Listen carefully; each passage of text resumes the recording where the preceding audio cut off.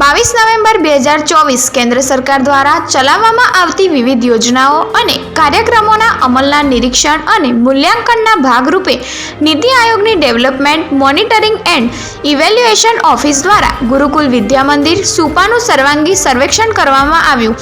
સમગ્ર દેશમાં 400 શાળાઓમાં આ પ્રોજેક્ટ હેઠળ ગુરુકુલની પસંદગી કરવામાં આવી હતી।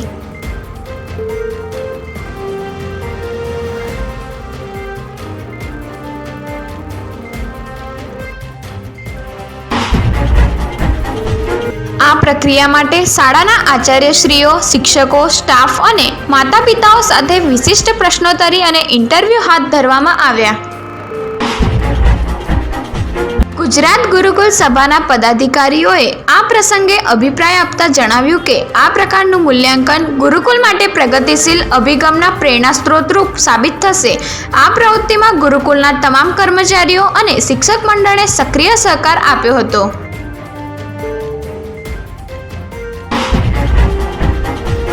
ગુરુકુલ વિદ્યા મંદિર સુપા વૈદિક સંસ્કૃતિ અને આધુનિક શિક્ષણનું અનોખું મિશ્રણ ધરાવતી સંસ્થા છે, જે ભવિષ્યમાં શ્રેષ્ઠ ભૌતિક સુવિધાઓ સાથે વૈશ્વિક સ્તરે પોતાની ઓળખ ઊભી કરવા માટે પ્રયત્નશીલ છે।